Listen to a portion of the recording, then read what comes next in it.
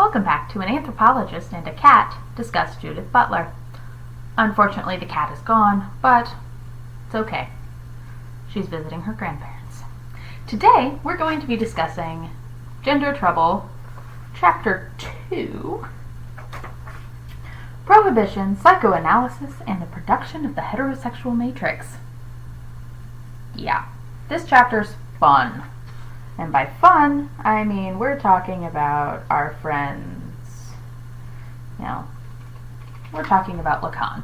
I have interesting feelings about Lacan, which we'll get to. Alright, so one of the first things that I really enjoyed about this was, Butler's discussion of the very notion of patriarchy itself, which is, quote, threatened to become a universalizing concept that overrides or reduces distinct articulations of gender asymmetry in different cultural contexts.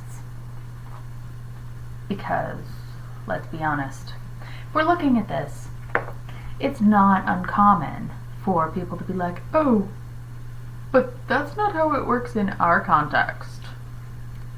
Oh, ethnocentrism. So much fun. In fact, one of the points, the self-justification of a repressive or subordinating law almost always grounds itself in a story about what it was like before the advent of the law, and how it came about that the law emerged in its present and necessary form. I wrote a note here. History is written by the victors. There's so much in pop culture about this. Just three things that came up to mind. The Hunger Games. Duh. The Handmaid's Tale. Which is timely because Hulu's doing a video production thing of it, and I really wish I still had my Hulu subscription. And Brave New World. Brave New World has been out forever, and it's still scarily accurate. It's probably one of my favorite books too. I read it twice in high school. One when I didn't have to, and the other time when I did. I enjoyed it so much. I need to get a copy of that. So a lot of this, we're looking at this femininity and how, it's hard to,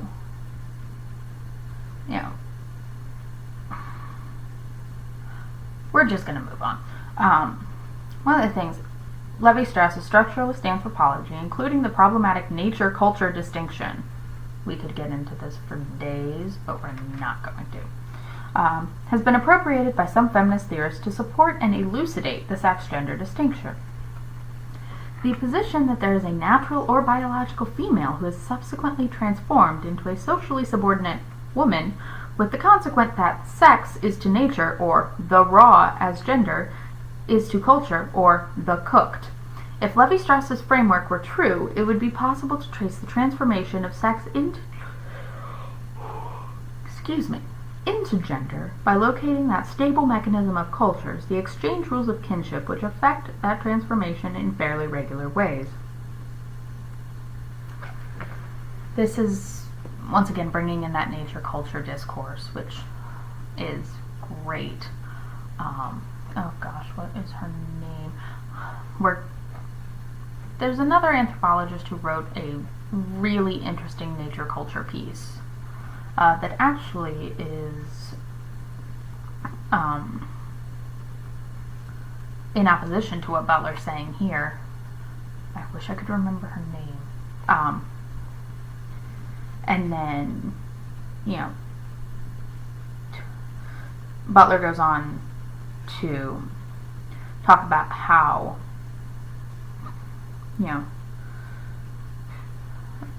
culture itself is male,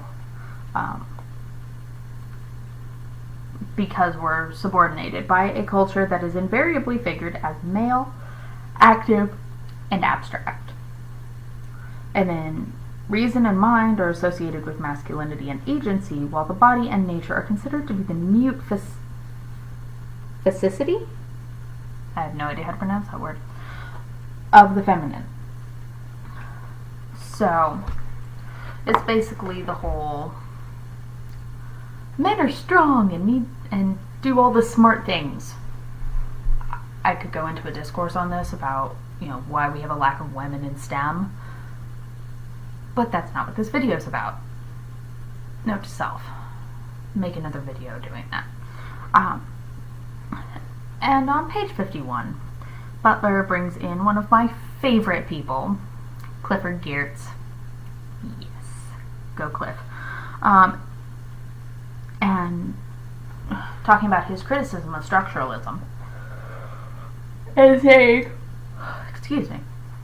Clifford Geertz, critics of structuralism, such as Clifford Geertz, have argued that its universalizing framework discounts the multiplicity of cultural configurations of nature. Basically, structuralism is all like, hey, we have these structures. Let's go with this. And Geertz is like, no, we've got stuff that we have to look at too. So, we're going to move on to section 1, Structuralism's Critical Exchange. Structuralist discourse tends to refer to the law, capital L, in the singular, in accord with Levi-Strauss's contention that there is a universal structure of regulating exchange that characterizes all systems of kinship. We know this to be somewhat inaccurate because kinship structures are all over the place. I mean, you've got a lot of different structures that get very specific on, yeah, you can marry your cousin, but only your second cousin on your father's brother's side. Yeah, very specific. And this is not,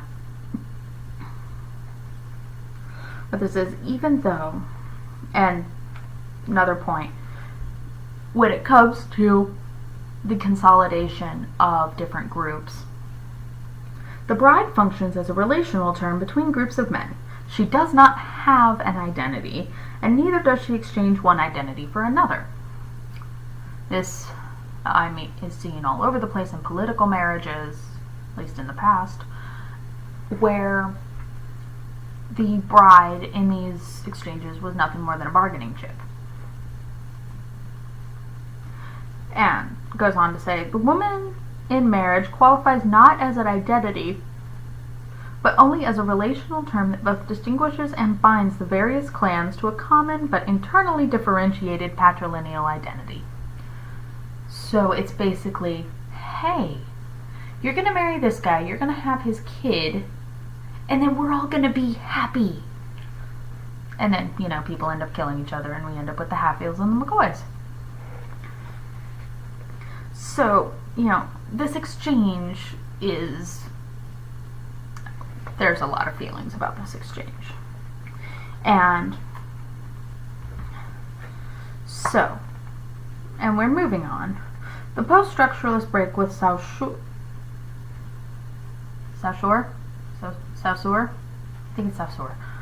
And with the identitarian structures of exchange found in Levi-Strauss, refutes the claims of totality and universality and the presumption of binary structural oppositions that implicitly operate to quell the insistent ambiguity and openness of linguistic and cultural signification.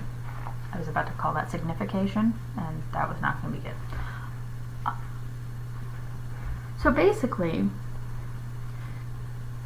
the post-structuralists took the structuralist look at this binary and was like, no. Which is good because binaries are bad. So,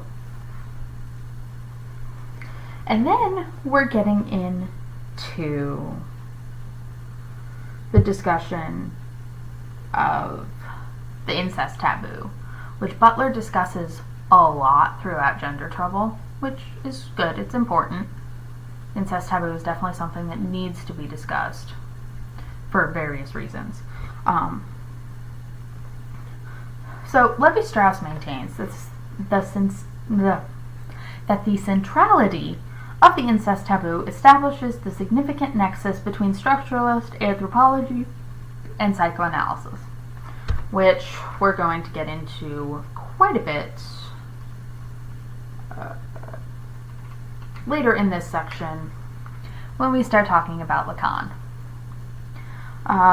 That the prohibition exists in no way suggests that it works. Rather, its existence appears to suggest that desires, actions, indeed pervasive social practices of incest, are generated precisely in virtue of the eroticization of that taboo. Pretty much every porno ever. Like, you look at these, it's like stepsisters or brother with stepsister. I mean,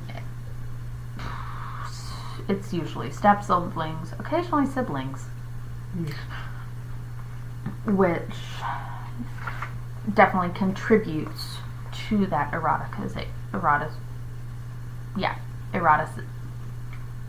makes it more erotic.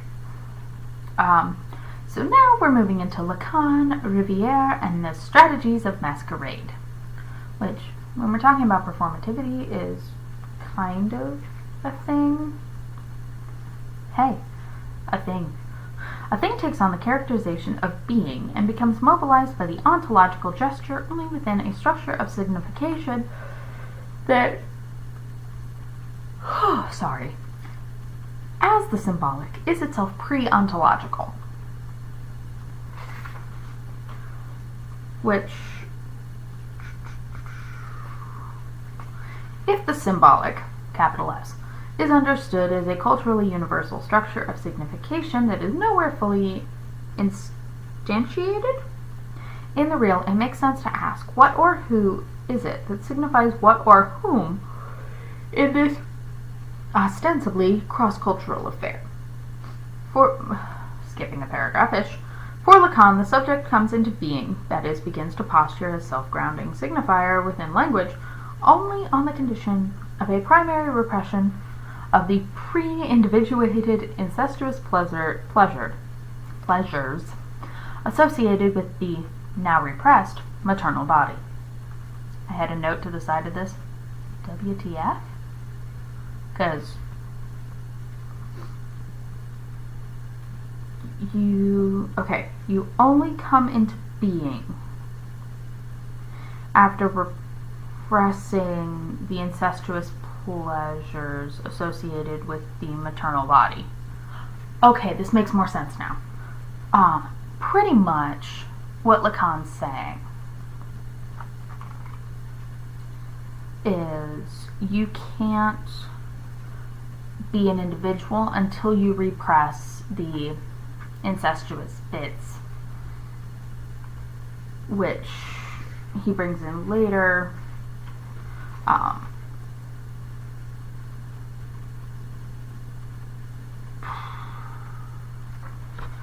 To say that, and this is echoed in Freud later in the chapter, that once you deal with the incestuous desires in your body, then you can move on and become either the homosexual or heterosexual individual that you are. Of course, at this point, those are not the only two options, but at this time they hadn't really explored much outside of the gay, straight, and bi. Trichotomy? If that's a word. Trichotomy. So, in order to be the phallus, the reflector and guarantor of an apparent masculine subject position, women must be, in the sense of postures, they work precisely what men are not, and in their very lack, establish the essential function of men. This has come up a lot, especially in the,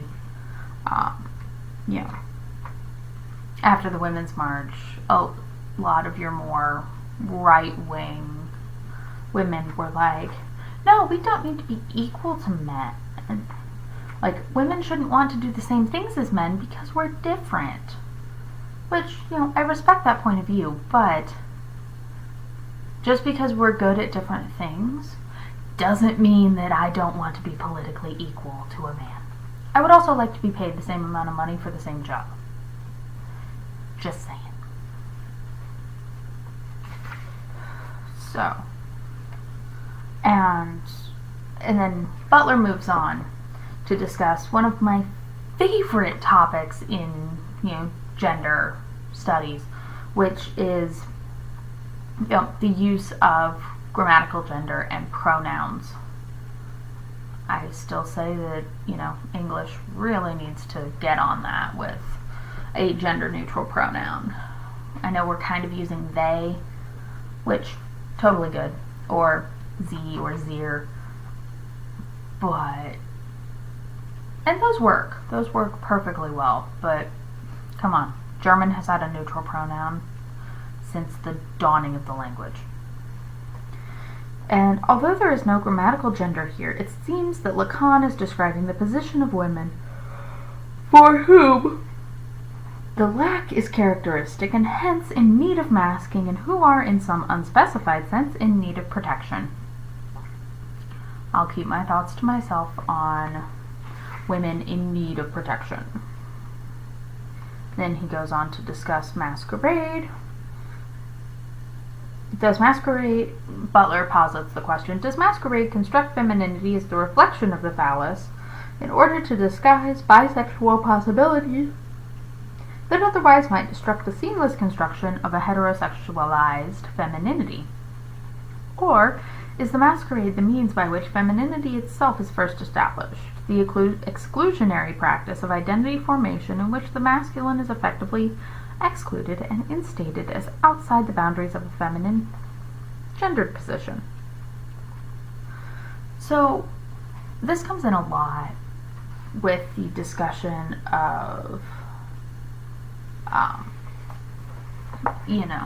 the fact that femininity is so, I don't want to say despised, but pretty much despised by, a lot of the reason, guys get called, sissies or pussies, which, again, I so have different feelings about that, is because being, feminine or, having feminine qualities is seen as shameful, which, once again, lots of feelings, not enough time here. So, if Lacan presumes that female homosexuality issues from a disappointed heterosexuality, as observation is said to show, oh goodness, I apologize, could it not be equally clear to the observer that heterosexuality issues from a disappointed homosexuality? Which is really interesting. Lacan is perhaps suggesting that what is clear to observation is the desexualized status of the lesbian, the incorporation of a refusal that appears as the absence of desire. But we can understand this conclusion to be the necessary result of a heterosexualized and masculine observational point of view that takes lesbian sexuality to be a refusal of sexuality per se, only because sexuality is presumed to be heterosexual, and the observer, here constructed as the heterosexual male, is clearly being refused. This brings up a point that I actually ran into on the internet the other day, which was that women who identify as lesbians, or who are lesbians, are only that way because they are not attractive to men. Yeah, that was a thing. And I'm sitting here, I'm like, does not compute. Because it doesn't. Like, that's ridiculous.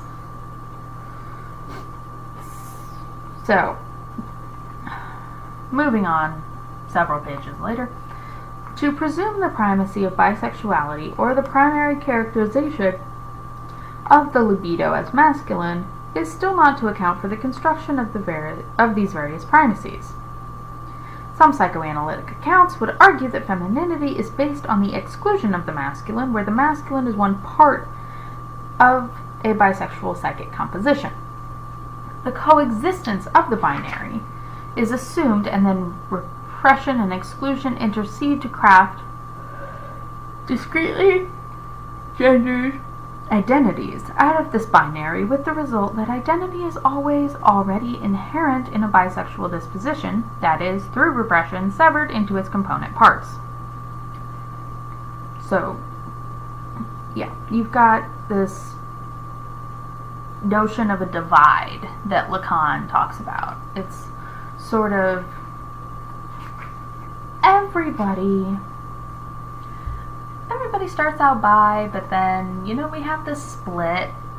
It's almost like the Aristotelian myth on the creation of the genders, which honestly, I like it. I like the myth of soulmates better. For those of you who are not familiar, Aristotle came up with this myth that initially people were together. You were in the same body as your soulmate, like you had two heads.